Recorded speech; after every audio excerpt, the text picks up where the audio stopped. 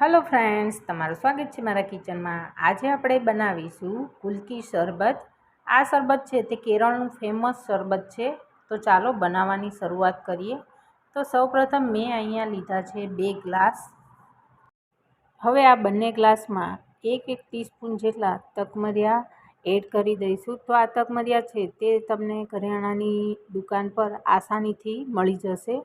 તો તકમરિયાને પાણીમાં પલાળી દેવાના। તો 15 મિનિટ જેટલું પાણીમાં પલાળશો એટલે આ રીતે ફૂલી જશે। તો 1 ચમચી છે તે આપણે એડ કરી દીધી છે। અને હવે આ શરબતનું મેઇન ઇન્ગ્રીડિયન્ટ્સ છે તે છે મરચાં। તો મેં અહીંયા 1 મરચું છે તે કટ કરીને 1 ગ્લાસમાં એડ કર્યું છે અને બીજું મરચું છે તે બીજું એડ કર્યું છે। તો હવે આ મરચાં એડ કરી લીધા છે। 2 ટીસ્પૂન જેટલી સાકર એડ કરી દઈશું। તો બંને ગ્લાસમાં 2 ટીસ્પૂન મેં દળેલી સાકર એડ કરી છે। તમે સાકરની જગ્યાએ દળેલી ખાંડ પણ વાપરી શકો છો। તેની સાથે જ આપણે અડધા લીંબુનો રસ પણ નીચવી દઈશું। તો ટોટલ આપણે 1 લીંબુ જોઈશે।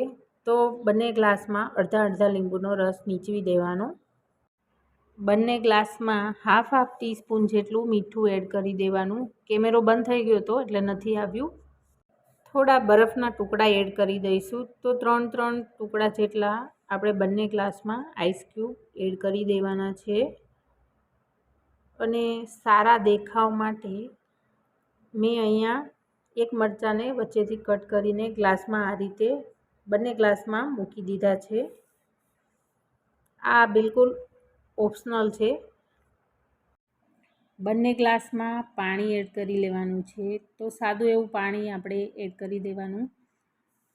અને હવે એકવાર ચમચીથી સારી રીતે મિક્સ કરી લેવાનું। પછી આ શરબતને ઠંડુ સર્વ કરી શકો છો।